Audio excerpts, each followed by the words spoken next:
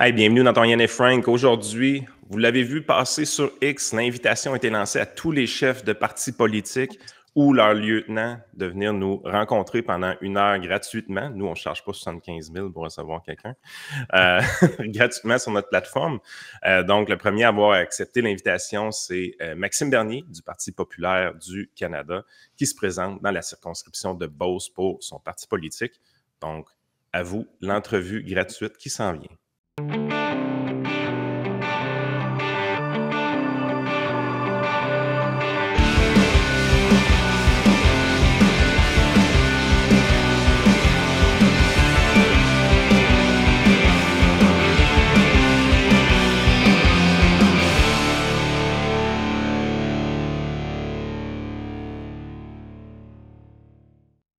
Merci beaucoup, Maxime, d'être là. C'est très apprécié. Vous avez accepté quand même assez rapidement la proposition. On verra si les autres chefs auront le courage de se prêter à ce genre d'exercice-là. La première question que j'aurais envie de vous poser avant qu'on rentre dans le programme, c'est comment le Parti populaire se définit comme parti politique dans son positionnement? Parce que moi, au fil du temps, les journalistes disaient Maxime Bernier, c'est un libertarien. Là, je regarde, Wikipédia nous dit que c'est un parti de droite et d'extrême droite. Je pense que vous n'êtes pas d'accord avec ça.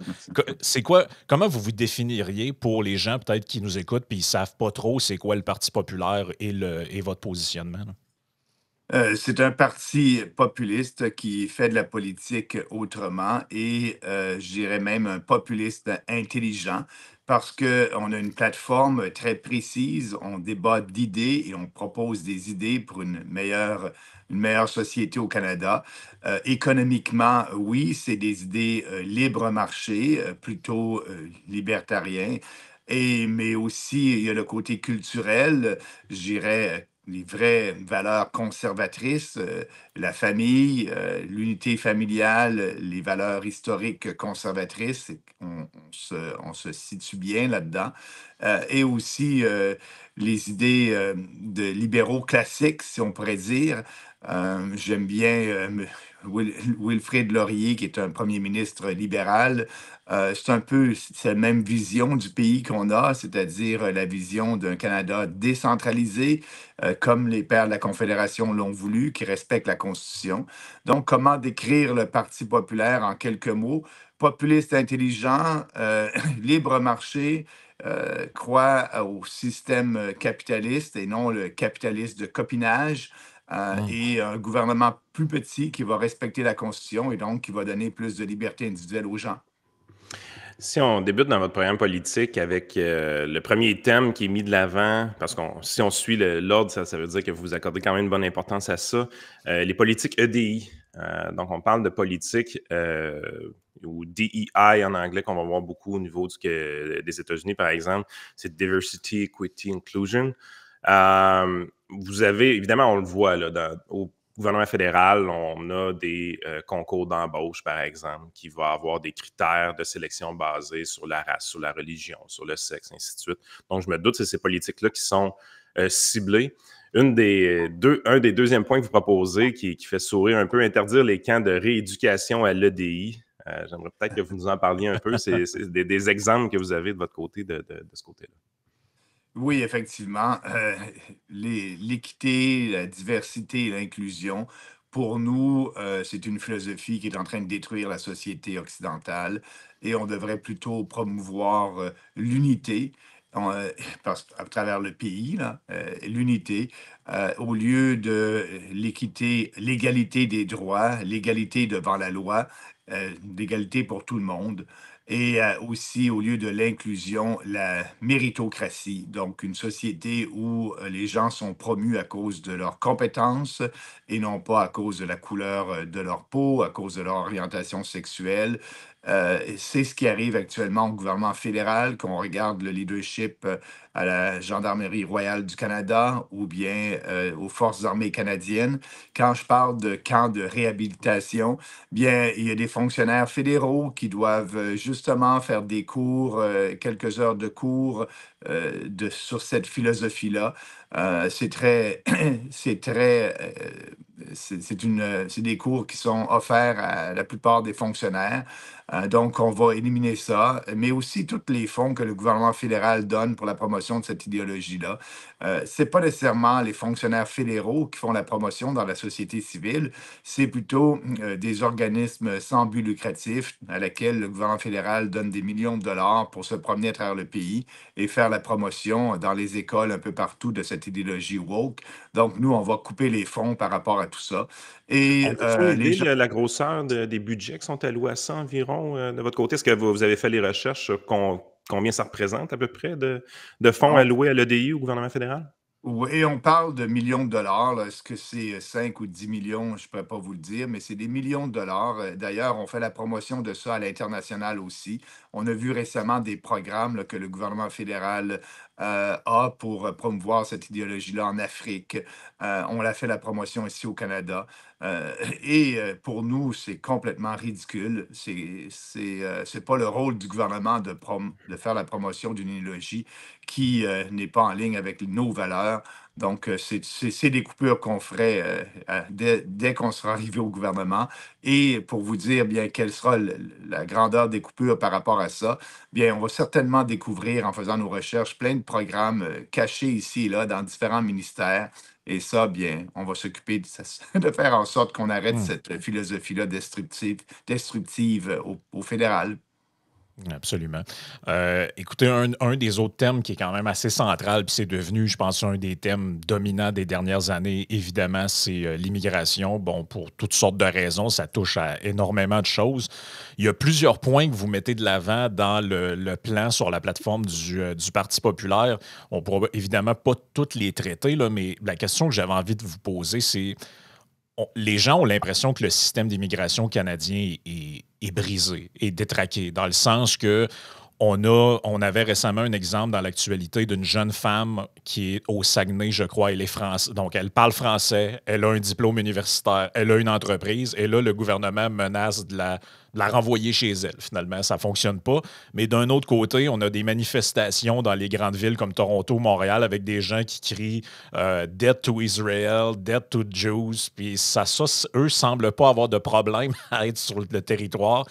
Vous parlez d'un espèce de test de valeur là-dedans ou d'un test de compatibilité lors de la sélection des immigrants. Vous dites qu'on devrait faire des entrevues, dans le fond, ciblées pour les gens qui veulent venir vivre au Canada.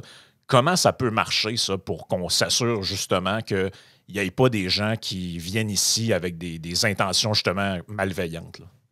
Oui, avant de répondre à la question, je veux bien dire aux gens que ce qu'on veut faire, c'est un moratoire, une pause en immigration, donc plus d'immigration pendant plusieurs années jusqu'au moment où on règle les problèmes que crée l'immigration. Ça, On parle-tu vraiment de zéro immigrant qui arrive à chaque année? Zéro immigrant qui arrive à chaque année pendant OK. quelques années jusqu'au moment où on règle le problème. Après, la question que vous posez se pose après, qu'est-ce qu'on fait? OK. Bien, aujourd'hui, on utilise le système d'immigration là, pour venir ici être citoyen canadien, résident permanent. On utilise plusieurs portes d'entrée qui ne sont pas la porte d'entrée principale. Exemple, on vient en tant qu'étudiant international et après ça, lorsqu'on a notre diplôme, au lieu de retourner, on reste au pays et on ne veut pas retourner dans son pays d'origine. Et là, le gouvernement fédéral laisse sous-entendre qu'il va leur donner leur résidence permanente. On a des travailleurs étrangers temporaires qui sont plus temporaires, qui veulent rester. Et donc, c'est rendu finalement une nouvelle porte pour devenir résident permanent. Nous, on va s'assurer que ces portes-là sont fermées. Et si on veut être résident permanent, si on veut venir au Canada en tant qu'immigrant, qu'on le fasse comme on le faisait dans le passé, c'est-à-dire appliquer à l'ambassade de votre pays. Et c'est à ce moment-là, vous appliquez à l'ambassade de votre pays. Et là, les fonctionnaires qui sont là, c'est eux qui doivent faire une interview, une rencontre avec ces gens-là, une entrevue en personne. Et là, lorsqu'on parle de valeur, Bien, écoutez, les valeurs, c'est qu'on peut, dans cette entrevue-là, présenter et poser des questions comme l'égalité entre les hommes et les femmes. Est-ce que pour les gens, c'est important, les futurs applicants pour devenir immigrants? On peut poser des questions par rapport aussi à la connaissance de l'histoire du Canada. Et il y a un livre qu'on donne aux nouveaux immigrants au Canada pour promouvoir et dire c'est quoi le Canada, livre qui avait été révisé par les conservateurs à l'époque. Et donc, ça serait OK. important que les gens savent dans quel pays ils s'en vont, c'est quoi les coutumes et les habitudes au Canada. Et donc, pour qu'il y ait vraiment là, une vraie vision, savoir dans quoi ils s'embarquent. Vous allez peut-être me dire, oui, mais c'est difficile, les gens peuvent mentir, les gens peuvent... Oui, absolument, Mm. mais au moins, on devrait avoir cette entrevue-là et faire le test en question en posant des questions pertinentes par rapport à la connaissance du pays et surtout par rapport à la connaissance des valeurs, les valeurs de la société occidentale, l'équité, la liberté, le respect des gens, par rapport à l'intégration aussi. Ces gens-là, comment ils vont faire pour s'intégrer? Est-ce qu'ils parlent français ou anglais? Est-ce qu'ils sont capables de s'exprimer en français ou anglais? Sinon, est-ce qu'ils sont intéressés à apprendre une des deux langues officielles? S'ils ne sont pas intéressés, ils vont peut-être vivre dans des ghettos ici au Canada. Donc, on peut bâtir une entrevue qui va être très utile pour l'individu qui va venir au Canada, mais aussi pour nous qui va recevoir ces gens-là. Et ça, c'est la deuxième étape de notre plan, parce que la première étape, c'est vraiment une pause, un moratoire et aussi la déportation de ces illégaux-là qui sont au Canada, comme je disais tout à l'heure. Vous pensez qu'il y en a combien à peu près, juste avant que Yann pose son autre question? Quand on parle d'illégaux, tu sais, aux États-Unis, dans la campagne, ça a été beaucoup un enjeu avec Donald Trump. Bon, lui disait des dizaines de millions, On parlait de 20 millions environ. des gens disaient que c'était peut-être plus aux alentours de 7-8. Bon, on peut s'obstiner sur les chiffres, mais au Canada, vous pensez que c'est de l'ordre de combien à peu près, là, des gens qui sont illégalement sur le territoire? Ben, il y a des chiffres qui ont sorti et ça peut varier de 25 000 personnes jusqu'à un demi-million. Et c'est OK, une bonne quand même. question, c'est une bonne question que vous posez quand même. On ne sait pas le nombre exact, on ne sait pas qui ils sont et on ne sait pas où ils sont. Donc, moi, ce que je dis, toutes les ressources qui travaillent, les fonctionnaires qui travaillent au ministère de l'Immigration, bien, en temps et qui sont du côté de la sélection des immigrants et tous ces programmes-là pour faire venir des gens, bien, on prend ces ressources-là, puis on les met plutôt à la recherche des illégaux au Canada. Ça devrait être la priorité de ce ministère-là. Hmm. C'est ce qu'on va faire parce que pour nous, il n'y en aura plus de sélection et donc on va changer la description d'emploi de ces gens-là pour qu'ils sachent qui ils sont, où ils sont et qu'on puisse les déporter le plus rapidement possible. Peut-être peut-être juste une sous-question, Yann, parce que je pense que ce sujet-là est vraiment important avant qu'on passe au prochain thème. Comment est-ce que le Parti populaire gérerait le rapport entre le Québec et le Canada sur l'immigration? Parce qu'on le sait, le Québec est une province particulière qui a une entente avec le fédéral pour sélectionner. Là, vous parlez d'une gestion plus décentralisée. Est-ce que le Parti populaire est ouvert à laisser l'entièreté du processus de sélection au Québec, par exemple, ou vous pensez que ça devrait être quelque chose qui est strictement fédéral? Parce que les gens, je sais qu'au Québec, là, beaucoup de gens, puis on a même un de nos commanditaires qui est là-dedans, Ready for Canada, qui aide des gens parce que c'est excessivement compliqué avec nos deux paliers de gouvernement qui ont des critères différents. Tu as un fonctionnaire à Québec qui dit c'est correct, celui d'Ottawa dit que ça ne l'est pas, vice-versa. Comment vous voyez ce rapport-là, Ottawa-Québec, sur la question de l'immigration? Bien, premièrement, notre moratoire, notre pause va s'appliquer pour toutes les provinces canadiennes. Mhm. Le fédéral, dans le cadre de l'entente qu'il a signée il y a plusieurs années avec le Québec sur l'immigration, c'est que le fédéral dicte et décide le nombre d'immigrants qui vont arriver pour le Québec et le Québec s'occupe de la sélection dans les secteurs économiques qui sont prioritaires pour le Québec avec des critères qui sont certainement différents du gouvernement du Canada. Ils ont la latitude dans ce sens-là.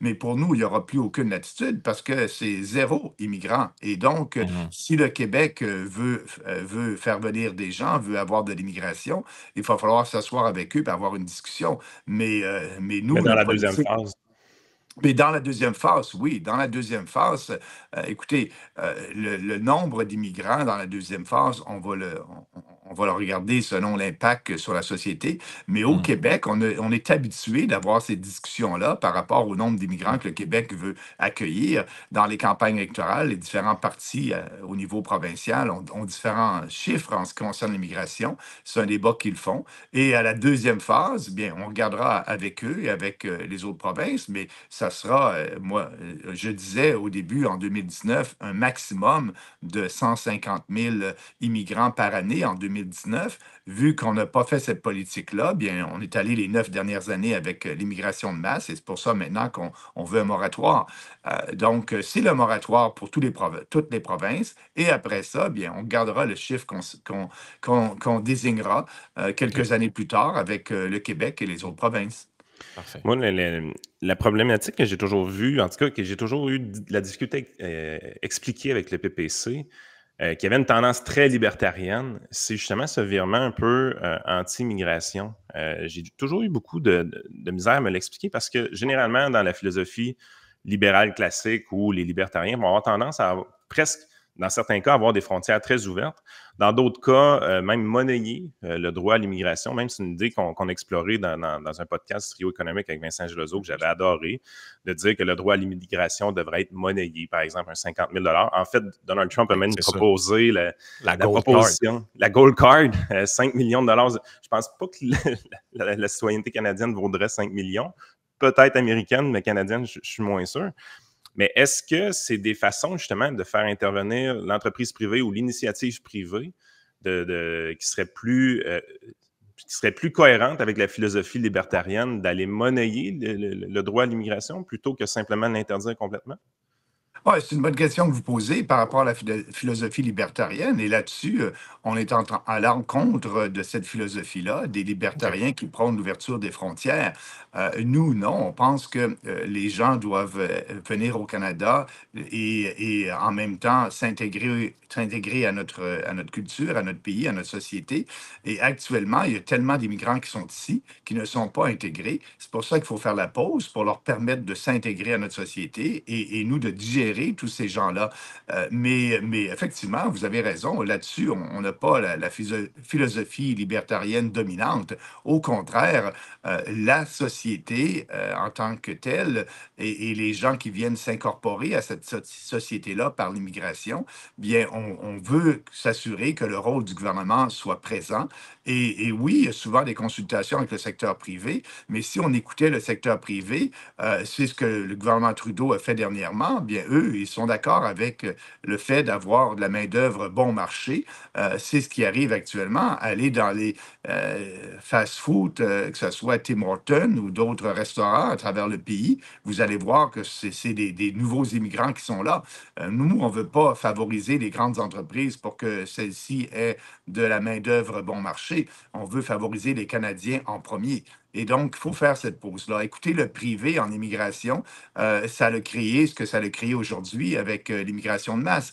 On disait au début qu'on veut de l'immigration parce qu'on a un manque de main-d'œuvre.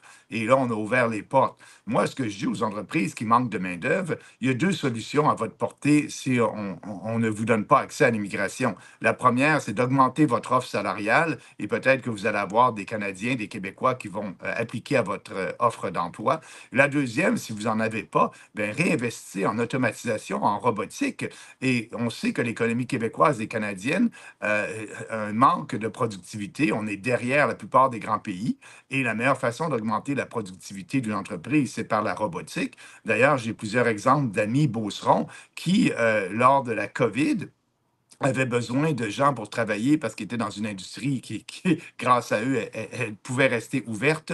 Et ce qu'ils ont fait, ils ont tout de suite, vu la difficulté d'avoir de la main-d'œuvre, acheté des robots et robotisé leur entreprise. Et maintenant, ils sont plus productifs qu'ils l'étaient avant.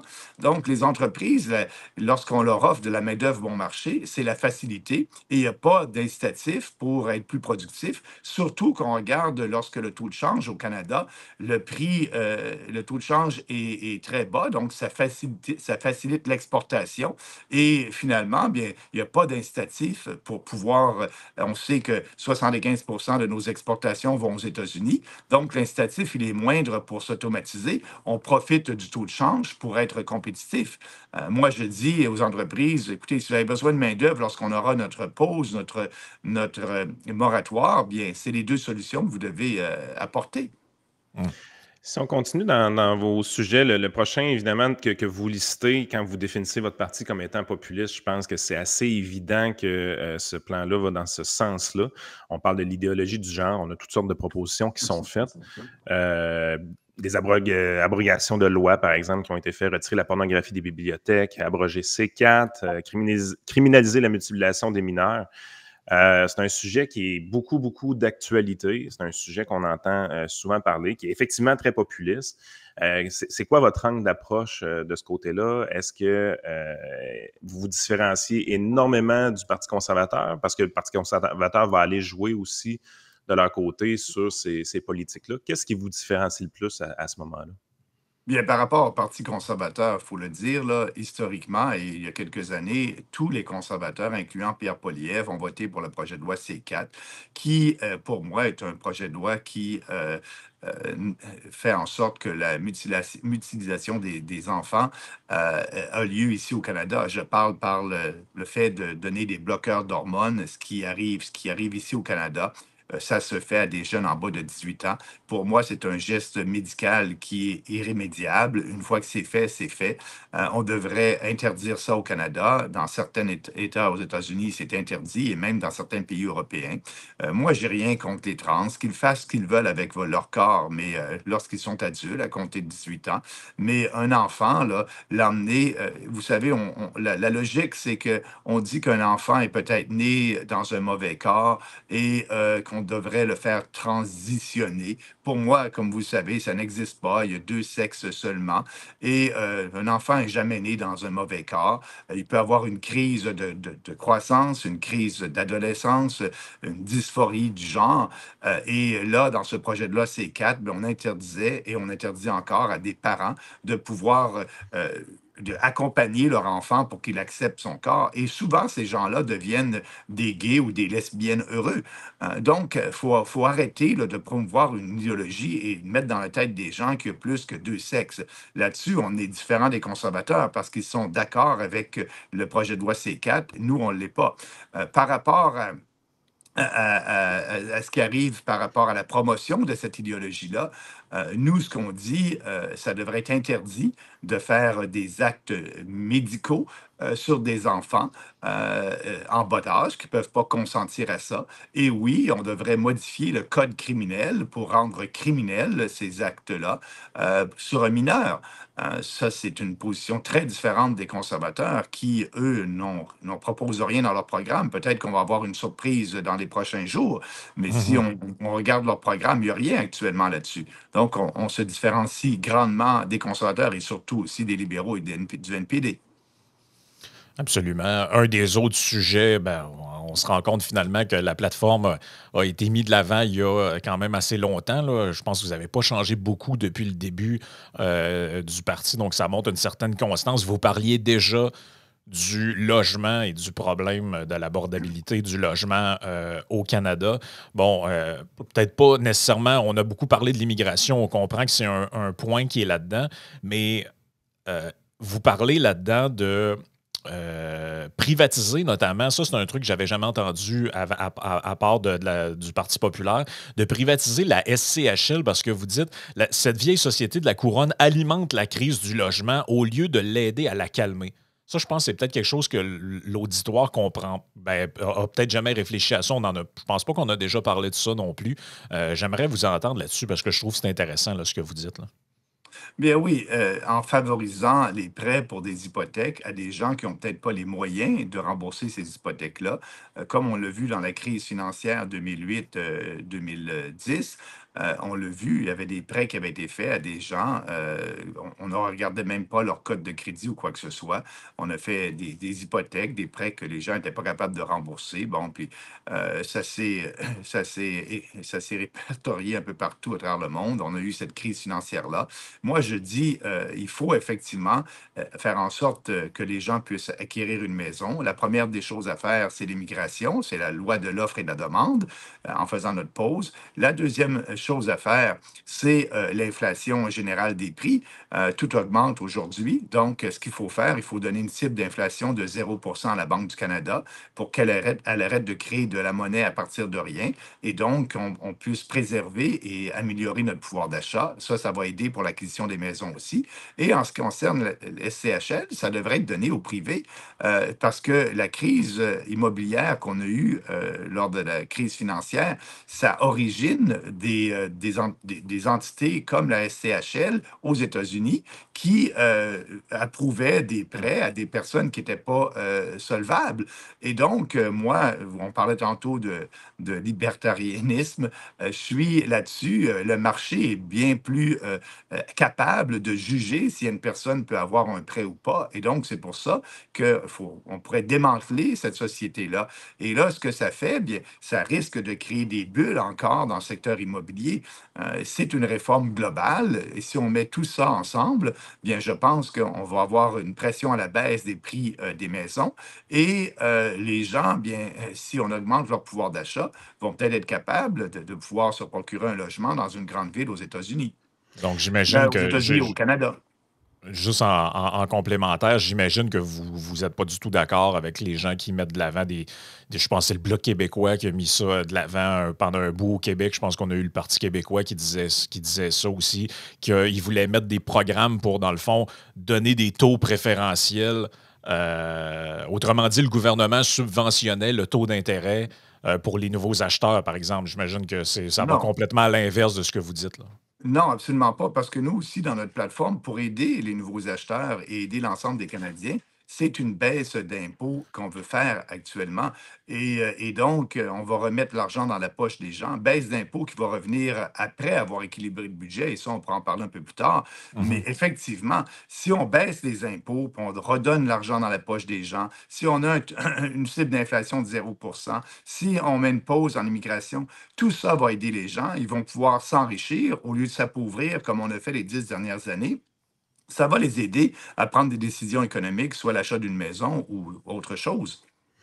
Un des éléments qui nuit énormément présentement à l'offre un peu partout au Canada, c'est les red tapes, c'est la réglementation et la surréglementation, autant au niveau provincial et surtout municipal au fil du temps.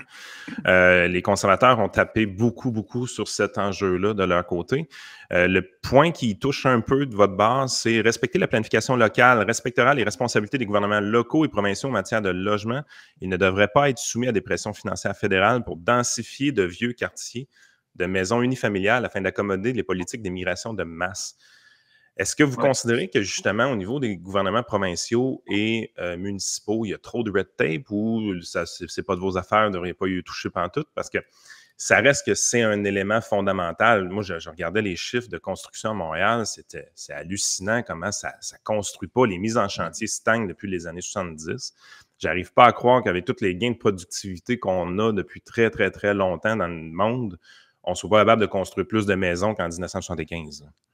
Ouais, vous avez raison là-dessus. C'est très, très difficile. Il y a beaucoup de réglementations au niveau provincial, municipal, tant au Québec qu'à l'extérieur du Québec.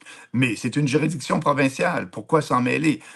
Nous, on ne s'ingère pas là-dedans. On ne veut pas dicter aux municipalités. Vous savez, les gens votent au niveau municipal.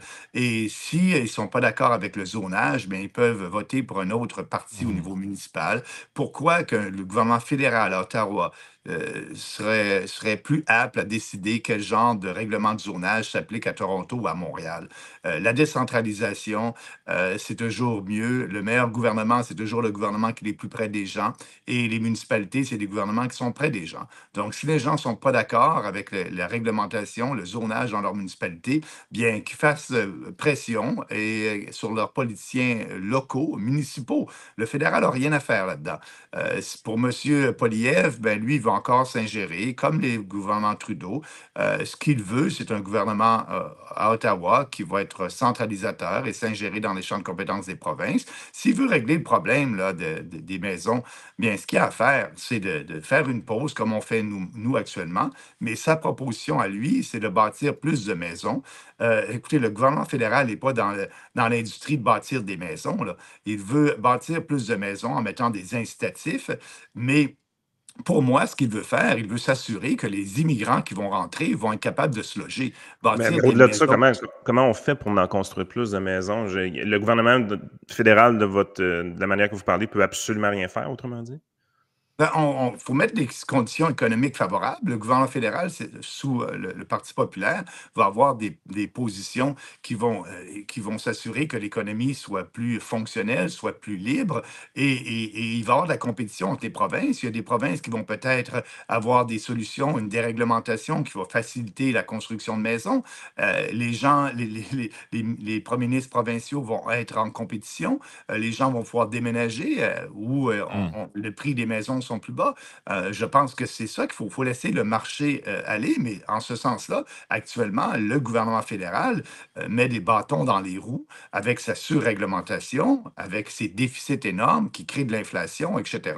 Donc, pour moi, là, la solution de Poilievre de forcer les villes, de donner des bonbons aux municipalités ou aux provinces s'ils construisent plus de maisons, ou bien leur couper les vivres s'ils ne construisent pas assez de maisons, c'est le fédéral, le grand frère fédéral qui vient dire aux petites provinces, vous Hmm. n'êtes pas souveraines dans vos propres juridictions. Moi, je sais mieux que vous qu'est-ce qui est bon pour votre province. Pour nous, on n'embarque pas là-dedans. Mais Poilievre, son idée, c'est d'avoir plus de maisons pour pouvoir accueillir plus d'immigrants. C'est pas pour régler la crise du logement et pour donner des résidences et un toit aux Canadiens. C'est pour s'assurer qu'il va pouvoir faire venir plus d'immigrants et que ceux-ci vont pouvoir être logés. Actuellement, ils sont dans des hôtels au centre-ville de Montréal, centre-ville de Toronto ou à Niagara Falls. Il faut arrêter ça. Le problème, c'est l'immigration de masse. Et après ça, bien, les provinces vont pouvoir prendre les politiques qui sont appropriées selon leurs priorités dans chaque province. Donc, votre message, autrement dit, c'est de dire aux gens, ben, si vous n'êtes pas content de vos maires ou de vos premiers ministres provinciaux, débarquez-les et Ben n'attendez pas oui, du fédéral qu'il règle le problème à votre place. Donc, je pense que c'est clair. ben oui, absolument, absolument.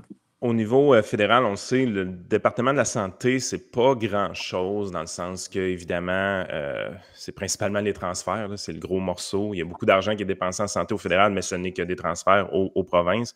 On s'est toujours servi de la loi sur la santé ou ces transferts fédéraux-là pour menacer les provinces qui pourraient être récalcitrantes, parce qu'il n'y a pas beaucoup qui l'ont été jusqu'ici, mais qui pourraient être récalcitrantes envers la loi canadienne sur la santé, qui est presque une loi patriotique au Canada, même anglais plus que Québec, de ce côté-là. C'est ce qui nous différencie des Américains, un système universel, gratuit, public, soviétique. Oups, je l'ai dit. Ouais. Mais on parle de votre côté de remplacer les transferts en santé. Donc, vous seriez prêt à laisser aller cette épée de Damoclès-là que vous suspendez sur la tête des provinces pour... c'est une menace, autrement dit, qui est faite envers les provinces pour respecter la loi canadienne sur la santé? Non, non, non, absolument pas. Nous, la loi canadienne sur la santé, là, on ne respectera pas plusieurs pans de cette loi-là, parce que dans cette loi-là, il y a des conditions. Si les provinces ne font pas ce que le fédéral dit avec l'argent que le fédéral donne, il y a des pénalités, il y a des conditions. Nous, tout ça, on ne respectera pas ça. La loi canadienne de la santé ne sera plus la même, et même des pans de la loi canadienne de la santé vont être abrogés parce que notre logique, elle est Oui. la suivante. La logique de base, c'est que les transferts en santé, actuellement, c'est à peu près 52 milliards de dollars. 52 milliards de dollars que le gouvernement donne à différentes provinces pour les soins de santé. Nous, on dit, encore une fois, dans la ligne de respecter la Constitution, la santé, c'est 100% de juridiction provinciale. Donc, on ne veut pas se mêler de ça. Au lieu de leur donner 52 milliards par année, on leur donne toujours 52 milliards, mais on va leur donner l'espace fiscal, la TPS. La TPS, les revenus de la TPS au fédéral, comme par hasard, c'est 52 milliards de dollars. Donc, 52 milliards qu'on donne en TPS, qu'on donne en subvention, on arrête de donner ces subventions-là et finalement, le fédéral, tous les revenus qu'il perçoit, de la TPS, 52 milliards de dollars, va aller aux provinces. Donc, les provinces vont être à même de décider. Ils vont avoir le levier fiscal et les revenus pour décider qu'est-ce qu'ils font avec leur argent. Et là, on va Auriez-vous avoir vu un... juste se libérer le champ fiscal, par exemple, au lieu de ramasser l'argent, leur donner, juste se tasser et dire OK, il n'y a plus de Oui, TPS demain matin?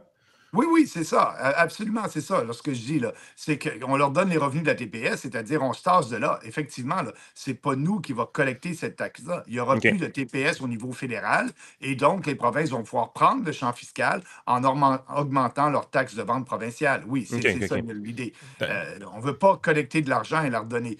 Cette taxe-là devient une taxe provinciale. Nous, on se tasse, augmentez vos impôts sur la consommation dans les provinces. OK, parfait. D'ailleurs, c'est un argument, c'était pas prévu dans l'ordre des sujets, mais j'y pense parce que vous venez d'en parler. C'est une des récriminations qu'ont souvent les États-Unis dans les négociations sur le libre-échange. Eux, ils disent, ben, aux États-Unis, il n'y a pas de taxe fédérale de vente, il n'y a pas de taxe de consommation fédérale, et le Canada en a une, et ils la chargent, dans le fond, sur les produits qui sont importés des États-Unis. Pensez-vous que le fait, par exemple, de dire que c'est les provinces qui taxent et il n'y aurait plus de TPS, mettons, dans un horizon de temps X, au fédéral, ça pourrait améliorer ou ça sera un argument de négociation là, dans tout ce qui se passe en ce moment là, avec parce qu'on le sait, là, il va forcément avoir une renégociation de l'accord commercial entre le Canada, États-Unis, Mexique. Là. Tôt ou tard, ça va arriver. Là. Donc, c'est quoi votre position par rapport à ça? Ben, ça peut peut-être avoir une influence sur les négociations, mais pour nous, c'est pas important là, OK. pour avoir une entente avec les Américains sur les libres-échanges. On a d'autres choses qu'on veut mettre sur la table pour s'assurer d'avoir une entente. Ça, c'est une réforme à l'interne qu'on OK. fait pour respecter la Constitution. Et oui, et à ce moment-là, là, lorsqu'on fait ça, par exemple, la province de Québec ne pourra plus aller se plaindre à Ottawa pour dire j'ai besoin de plus d'argent. Actuellement, le Hmm. citoyen québécois ne sait pas à qui se plaindre pour des services de santé qui sont déficients, pour des longues listes d'attente. Est-ce que c'est le gouvernement provincial parce qu'il n'est pas compétent à gérer son système de santé ou c'est le gouvernement fédéral parce qu'il donne pas assez d'argent à la province? Là, maintenant, les gens vont savoir qui blâmer parce que la province va avoir le moyen d'aller chercher l'argent pour son système de santé par l'impôt et la taxe à la consommation et elle va décider, elle va être autonome, elle va avoir l'entière responsabilité. Et même au Conseil des ministres d'un gouvernement québécois, bien lorsque le ministre des Transports va vouloir avoir de l'argent pour les routes, bien là, il va y avoir une discussion. Est-ce qu'on donne ça pour les routes ou on donne ça à la santé? Et ça va créer de la pression pour que les gouvernements provinciaux aient un autre système de santé qui soit plus efficace, comme les systèmes de santé en Europe, où on permet le privé et le public, mais il y a une couverture d'assurance universelle et les gens peuvent décider d'aller dans une clinique privée ou dans un hôpital public.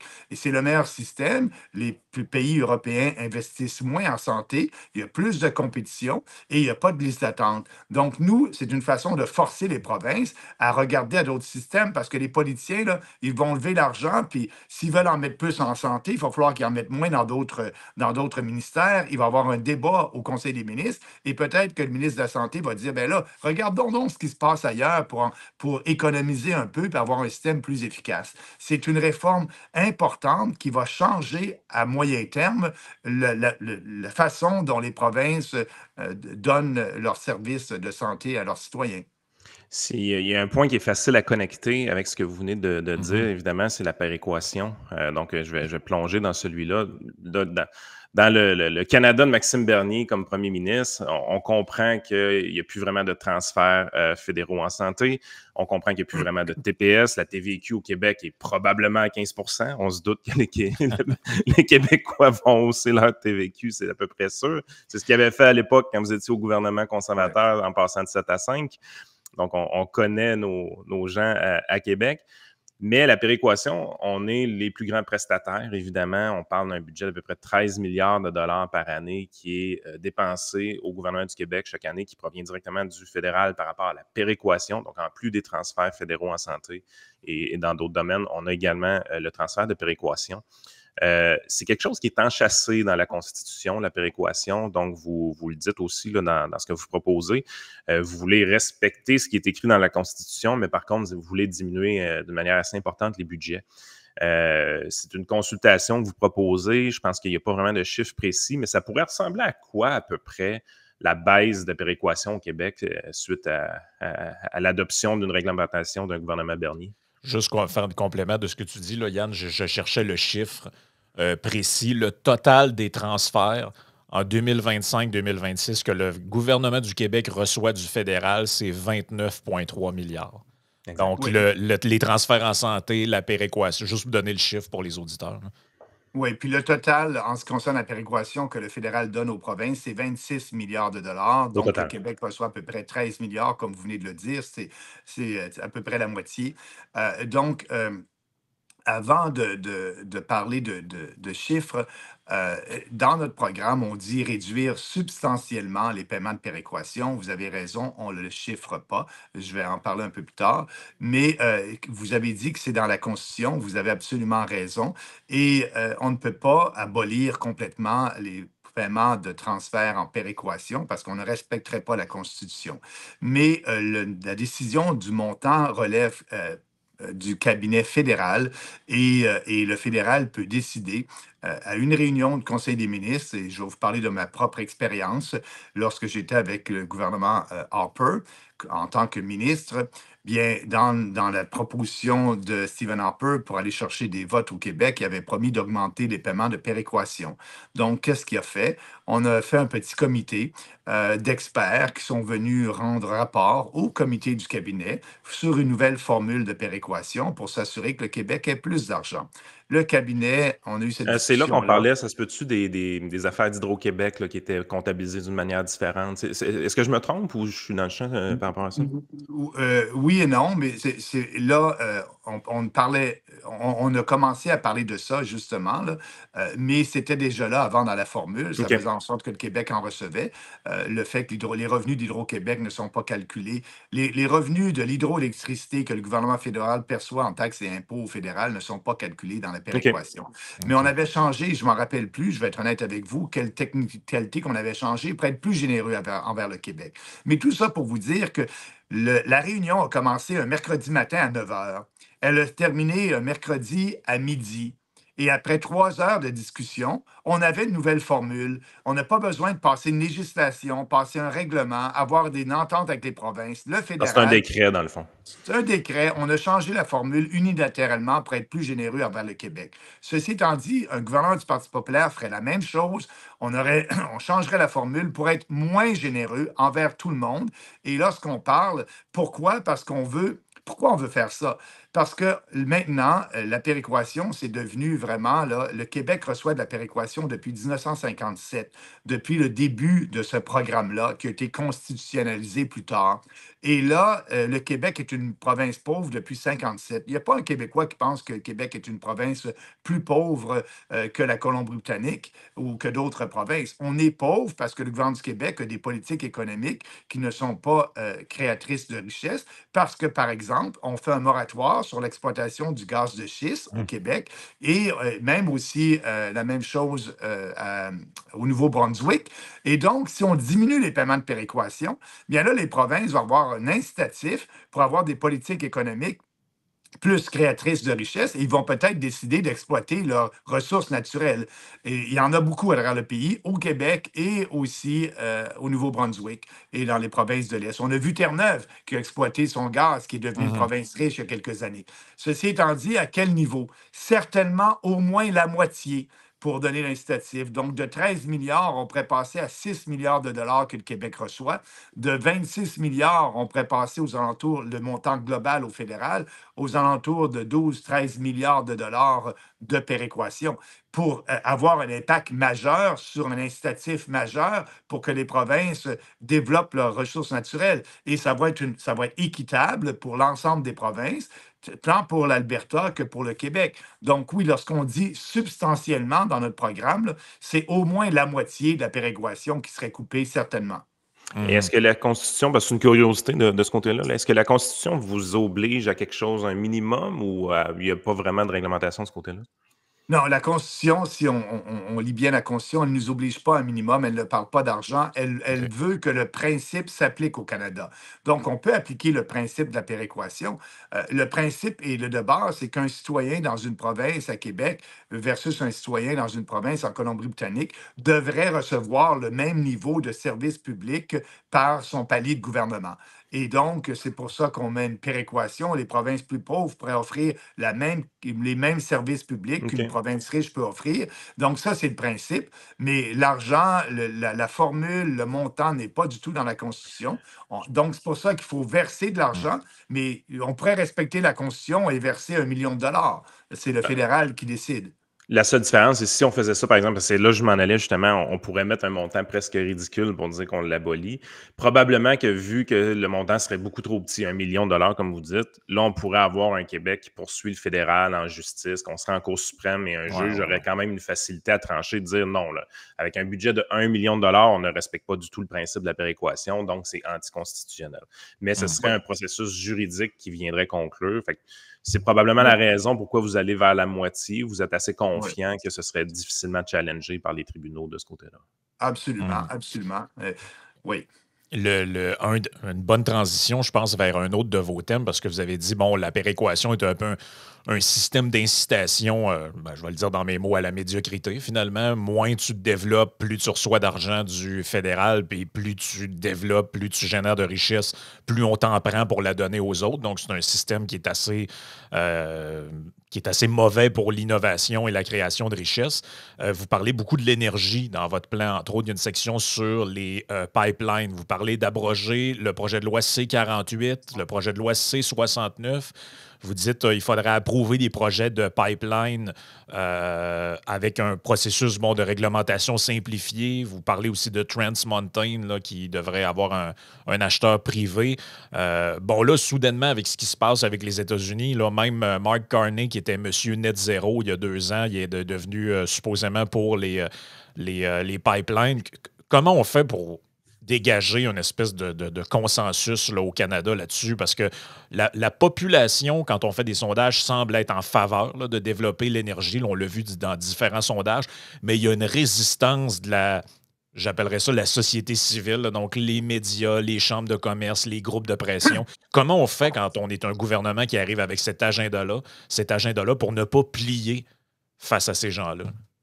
Bien, premièrement, on doit remercier le président Trump. C'est grâce à ses tarifs et c'est grâce à lui qu'on a vraiment une discussion logique et intellectuelle basée sur des faits au Canada par rapport aux pipelines. On est en 2025, là.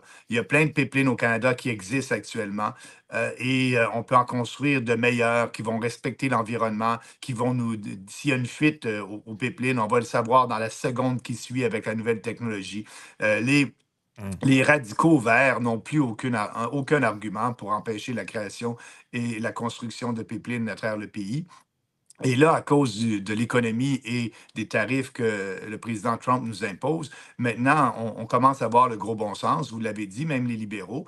Là-dessus, nous, là, si les libéraux, les conservateurs, il faut le dire, les conservateurs vont abolir tous les projets de loi qu'on dit qu'on va abolir. Là-dessus, ils ont la même position que nous. Et les libéraux s'en viennent sur le même terrain. Même le Y gouvernement du croyez-vous, les libéraux? Écoutez, non, c'est un virage là, qui est tellement récent. Et si on regarde l'histoire, là, et si on regarde surtout Carney individuellement, là, ça a été l'envoyé spécial de l'ONU pour les changements climatiques pendant des années. Et la meilleure façon de lutter contre les changements climatiques, pour lui, c'était la taxe sur le carbone. Et là, il en impose plus. C'est difficile à croire qu'il va faire ce qu'il dit. Mais peut-être si l'économie le pousse dans la bonne direction, parce qu'aussi, il faut dire, là, c'est un gars qui connaît un peu l'économie. Si l'économie le pousse dans la bonne direction, bien, il va peut-être le faire. Mais ceci étant dit, actuellement, là, les conservateurs, les libéraux et nous, on a à peu près la même position. Mais nous, on a un changement radicale par rapport à ça, qui est très différente des autres. Et je veux juste terminer avec le Québec. On voit maintenant le premier ministre du Québec, Legault, qui se dit ouvert à ça.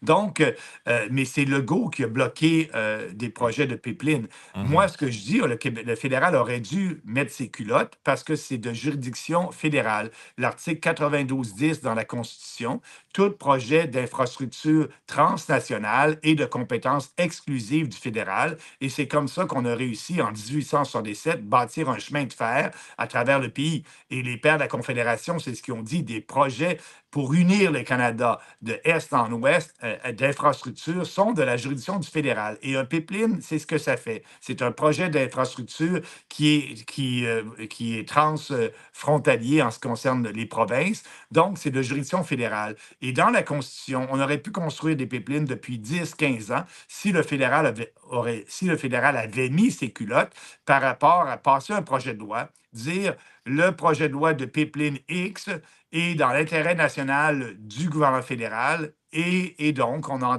entière juridiction. En faisant ça, le fédéral acquiert entière juridiction et une province qui veut s'opposer et emmener le fédéral en cours ne pourrait pas gagner parce que le fédéral invoque à ce moment-là l'exception dans la clause 92, parce que dans la Constitution, on sait que l'article 92, c'est l'article qui donne les pouvoirs aux provinces et 91, c'est au fédéral. Mais 92.10 a une exception et dit, en ce qui concerne les infrastructures transnationales, c'est le fédéral. Et en Mhm. invoquant la Constitution, bien, un juge va être obligé de dire, effectivement, le Québec n'a aucune juridiction, il ne peut pas empêcher la construction de pipelines. On ne l'a jamais fait, et ça, je l'ai dit en 2019. Vous pouvez trouver une entrevue de moi avec TVA où je disais au gouvernement, écoutez, vous devriez utiliser la Constitution puis passer outre les propositions des provinces. C'est votre juridiction, c'est votre responsabilité. Donc, si vous voulez le faire, vous devriez l'utiliser. Mais Poilievre ne parle pas de ça. Et on risque d'avoir encore des embûches avec certaines provinces, peut-être aujourd'hui moins à cause de la situation économique, mais tout ça pour dire qu'on aurait pu avoir des pipelines et développer notre économie il y a déjà 10 ans si on avait mis nos culottes au fédéral et utilisé la Constitution pour ce faire. Un des sujets qui a pogné beaucoup dans la campagne électorale américaine, c'est la liberté d'expression. Donc, Mhm. évidemment, vous en parlez de votre côté. On a vu plusieurs lois et projets de loi qui ont été avancés. On parle même d'abrogation de votre côté, par exemple, à C16, motion 100, M103, la loi C11. On voit un peu que ça tire dans toutes les directions, puis c'est logique dans le sens qu'il y a eu beaucoup de législation sous Trudeau par rapport à ça. Quelle direction on a pris avec la liberté d'expression depuis 10 ans qui nous a amené dans l'impasse qu'on est là? Puis qu'est-ce qu'il faut faire pour rétablir tout ça? Parce que ça reste que la liberté d'expression, c'est un des éléments fondamentaux de notre Constitution, mais on n'arrête pas de réglementer sans arrêt et ça semble pas trop challenger devant les tribunaux toutes ces lois-là qui qui mettent un risque à la liberté d'expression. Quelle est votre position un peu de ce côté-là? Oui, vous avez raison de dire que c'est dommage que il y a plusieurs Canadiens qui n'ont pas finalement essayé ou des provinces essayé d'amener le fédéral en cours sur ces projets de loi-là. Donc, nous, il faut abroger tous ces projets de loi-là. On a une charte des droits et libertés. Et oui, c'est important la liberté d'expression. Et souvent, je regarde qu'est-ce qui se passe, et surtout avec le Parti populaire. Est-ce qu'il y a vraiment une démocratie, une liberté d'expression lorsqu'on empêche le Parti populaire de participer à des débats parce qu'on n'aime pas le narratif, on n'aime pas les idées du Parti populaire? C'est ce qu'on fait depuis 2 élections. On crée des critères pour être sûr qu'on va nous empêcher de participer à des débats. On l'a vu encore aujourd'hui, ici, dans cette élection-là. Et pourtant, ces gens-là parlent d'inclusion et de diversité. Mais quand c'est le temps de la diversité de pensée, on passe. Et pour eux, la diversité d'opinion n'est pas importante. Et ça, c'est décevant parce que ça va dans le cœur même de la démocratie. Et moi, ce que je dis aux gens, c'est que les idées qu'on prône devraient avoir une plateforme égale par rapport aux autres partis politiques. Et oui, il faut abroger ces projets de loi-là. Et là, ce qu'on a fait, vous me parlez d'historiquement, regardez juste durant la COVID, il y avait un point Mhm. de vue différent. Et même le gouvernement du Québec ne voulait pas avoir de commission parlementaire sur ces mesures draconiennes qui nous imposaient durant la COVID. Et il le dit lui-même, parce que je vais avoir des fous, des complotistes qui vont venir ici témoigner et je ne veux pas de ça. Donc, on a complètement empêché le discours, l'autre discours. On n'a pas eu de débat de société. On a censuré des docteurs aux États-Unis et ici au Canada, même les ordres de médecins ont émis des directives pour empêcher les docteurs d'avoir un autre point de vue. Et donc, cette liberté de penser, liberté d'opinion, on l'a vu dans le passé, qu'est-ce que ça le fait.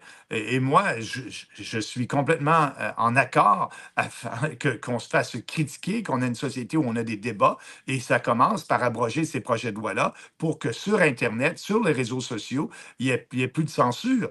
On a vu un peu là, que ça s'est amélioré depuis la venue du président Trump sur les réseaux sociaux. Pour moi, personnellement, je tiens à vous dire que mon compte sur Facebook est maintenant plus vu. On est moins mis à l'ombre, shadow ban, comme on dit en anglais, mais ça existe encore. Donc, il faut faire un effort, il faut éduquer les gens par rapport à l'importance des autres opinions, parce que moi, je crois que les gens sont intelligents. Lorsqu'on leur amène les faits, ils peuvent prendre une décision intelligente. Je ne fais pas de la politique basée sur les émotions, contrairement aux autres. C'est des faits. Vous devez lire notre plateforme, et si vous aimez notre plateforme, j'espère que vous allez nous appuyer. Puis si vous n'aimez pas notre plateforme, comme je dis régulièrement, bien, votez pas pour nous parce qu'on ne changera pas. Ça a le mérite d'être clair. Écoutez, Maxime Bernier, il reste quelques minutes parce qu'on ne veut pas prendre plus que d'une heure de votre temps. C'est ce qui avait été convenu. Donc, je me permettrai de sélectionner dans les thèmes qui restent ce qui me paraît être le plus important. Je pense que c'est les finances publiques. Parce que vous l'avez dit précédemment, justement, qu'on allait y revenir. Ben, faisons-le. Parce que, bon, en ce moment, il y a une espèce de surenchère de qui baissera le plus les impôts. Là, on a vu, bon, Carney annoncer des choses, Poilievre a annoncé des choses, mais personne n'a annoncé de coupure de dépenses. Bon, depuis le début de l'émission, je pense que vous avez mis de l'avant que, bon, il y avait quand même beaucoup de coupures. On parle de réduction des transferts aux provinces, on parle de coupures. On parle de, c'est ça, on parle de la péréquation, du transfert en santé, tout ça. Mais comment on fait avec la catastrophe que nous a laissé Justin Trudeau pour équilibrer un budget puis d'arriver finalement à mettre fin à ce cycle infernal de déficit-là? Je sais que vous avez écrit, la plateforme a été mise à jour, je pense, il y a 2 ans ou 1 an et demi, mais depuis, ça s'est encore dégradé. Est-ce que vous pensez que c'est toujours faisable d'équilibrer le budget dans un premier mandat? Oui, pas dans un premier mandat, dans une première année. Je vais vous dire OK. pourquoi. Dans une première année, c'est notre proposition. C'est complètement on est complètement différent des conservateurs et des libéraux là-dessus. Vous avez raison de le dire. Les baisses d'impôts des libéraux, c'est 6 milliards de dollars le coût. Les baisses d'impôts des conservateurs, des conservateurs, pardon, c'est autour de 14 milliards. Et ils nous ont annoncé ça, un bonbon à la population, mais ils nous ont pas dit où ils prenaient l'argent, où ils coupaient. Et pour eux, on va toujours avoir des déficits. Poilievre n'a pas encore dit. Il dit qu'il veut fixer le budget, donc réparer le budget. Est-ce que réparer le budget, c'est d'avoir un équilibre budgétaire en 4 ans ou en 5 ans? Parce qu'il faut se rappeler, à la dernière campagne électorale, le chef conservateur a dit, je vais équilibrer le budget, mais en 5 ans. Il demandait un terme de 4 ans, puis il a dit qu'elle allait équilibrer en 5 ans. Poilievre va sûrement nous arriver dans la campagne qui va équilibrer le budget en 4 ans.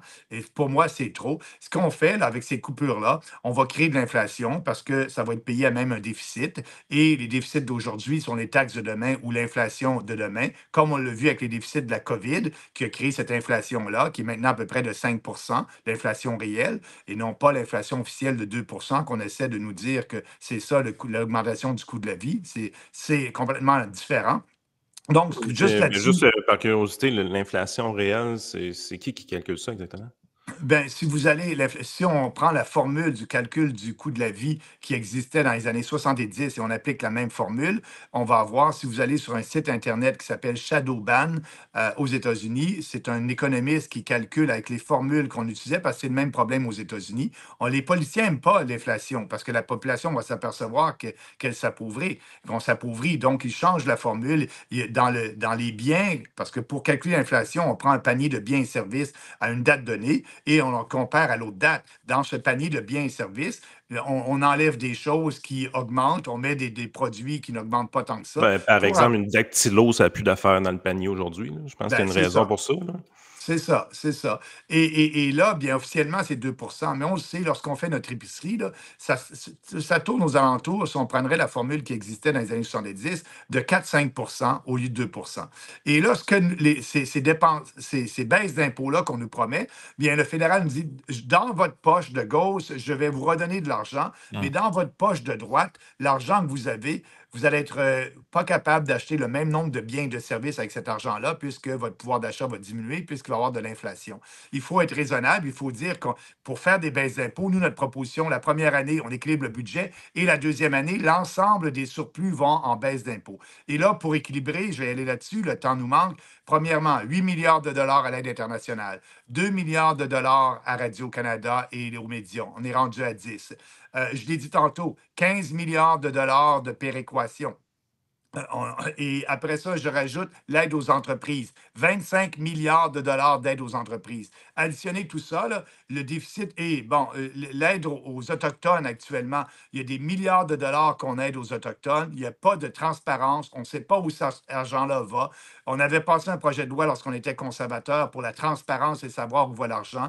Ça a été bloqué par les libéraux. Ça n'a jamais, pas bloqué, pardon, ça l'a passé, mais l'année suivante, on a eu une élection et les libéraux ont abrogé ce projet de loi-là. On peut sauver des milliards de dollars dans l'argent qu'on donne aux Autochtones. Les milliards de dollars, l'aide internationale à l'Ukraine, sur 3 ans, on a donné 20 milliards de dollars. On peut couper ça. Donc, juste comme ça, là, en 30 secondes, j'ai réussi à équilibrer le budget, là, et le déficit de cette année va être aux alentours de 50 milliards de dollars. Le déficit de l'an passé était de 62. Juste en vous parlant comme ça, là, j'ai trouvé 50 milliards de dollars. On est capable de le faire lorsqu'on a le courage. Et après ça, diminuer les taxes, c'est le plus d'impôts sur les gains capitaux. Il y a un taux unique d'imposition sur les entreprises. Et pour les individus, on diminue l'impôt sur le revenu des individus. Et tout ça avec tous les surplus qu'on va avoir à la deuxième année Hum. après avoir équilibré le budget. Écoutez, On va pouvoir aller avec la dernière question que j'avais préparée quand même, qui était hors, hors programme politique. On voit beaucoup Maxime Bernier avec le Parti populaire du Canada. Je veux dire, c'est assez évident, c'est normal, les stratégies de plus petits partis, de mettre énormément le chef de l'avant. Mais admettons qu'il se passe de quoi de spectaculaire, parce que ça le serait. Vous vous ramassez au gouvernement demain matin, vous devez former un cabinet de ministres avec votre équipe présentement du PPC, sans nous parler nécessairement des gens en dehors du Québec, plus les Québécois pourraient s'attendre à qui dans votre équipe qui pourrait faire partie d'un cabinet. Si j'ai à vous dire, dans le fond, les 3 ou 4 vedettes, là, ou sans être vedettes en termes de notoriété publique parce qu'ils sont à TVA, par exemple, mais plus là, les gens qui seraient les éléments clés de votre cabinet de ministres québécois, ce serait qui dans votre équipe?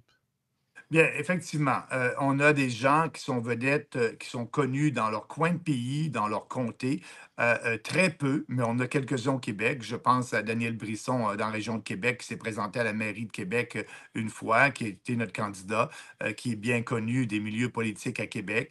D'autres candidats, on a des candidats compétents, on a des docteurs, on a des professeurs d'université qui sont avec nous au Québec et à l'extérieur du Québec. Donc, moi, pour Ce serait qui former pour accompagner Daniel, par exemple? Il y en aurait 2 autres. Ce serait à qui vous pensez dans votre tête? Ben, je veux pas, vous savez, en politique, là, on veut pas nommer les noms. Moi, quand j'ai embarqué en politique avec Stephen Harper, je lui ai demandé, écoutez, est-ce que vous pouvez dire publiquement que je serai votre ministre de temps, etc. Il dit non, Maxime, je te dis pas privément et je te dis pas publiquement. Quand on sera au gouvernement, je vais on regarder verra. qui serait élu. À ce moment-là, on verra. Et c'est ce qu'on fait en politique. Mais Daniel Brisson est notre lieutenant du Québec. Donc, c'est sûr que Daniel Brisson sera à la table du Conseil des ministres. Et pour les autres, mais on verra qui sera élu et qu'est-ce qu'on fera. Mais vous avez raison de dire qu'on n'a pas de vedettes au point de vue national qui sont connus de tout le monde, mais on a des candidats qui sont des gens qui n'ont pas d'expérience en politique. Et pour moi, c'est peut-être un plus de ne pas avoir d'expérience en politique parce qu'ils sont là pour les vraies choses. Et moi, je pense que ces gens-là qui sont avec nous, si on forme un cabinet ou si on est dans l'opposition, ces gens-là vont être compétents, je peux vous dire, de trouver des gens compétents qui vont questionner le gouvernement ou bien, si on est dans l'opposition, ou bien être au gouvernement. Écoutez, on a eu l'occasion de parler de beaucoup de choses, je pense, mais il en reste encore qu'on n'a pas pu malheureusement traiter. On va mettre dans la description le lien pour aller consulter la plateforme du Parti populaire du Canada. Les gens, ben, faites-vous votre propre idée, votre propre opinion à partir de ça et de ce que vous avez entendu aujourd'hui pour choisir faire votre choix pour l'élection qui s'en vient aux urnes. Donc, ben, merci beaucoup, Maxime Bernier, d'avoir été là, le premier chef à avoir accepté notre invitation pour venir parler aux auditeurs, pour venir parler à une partie de la population qui s'informe peut-être plus nécessairement sur les mêmes médias qu'avant. Je pense que c'est important de parler à ces gens-là, de ne pas de ne pas les mépriser. Et parler de politique publique également. Et parler de politique publique également, pas juste de trucs sensationnalistes. Donc, merci beaucoup d'avoir été là. Je vous laisse peut-être si vous avez un petit mot de la fin et nous, on va passer après à la partie bonus pour nos membres payants. Bien, premièrement, je tiens à vous remercier de m'avoir invité, Yann et Frank. Vous êtes l'avenir des médias présents et futurs. Effectivement, les gens regardent moins les médias traditionnels et plus les médias alternatifs indépendants. Donc, félicitations. Et je pense que juste le fait d'avoir décidé d'inviter les chefs, c'est une bonne idée. Peut-être qu'à la prochaine campagne électorale, les gens vont s'apercevoir, les chefs de parti, que le futur des vrais débats, c'est avec des gens comme vous. Donc, merci bien. Au moins, ça m'a donné l'opportunité d'avoir une discussion sur notre plateforme électorale et de rejoindre plus de gens.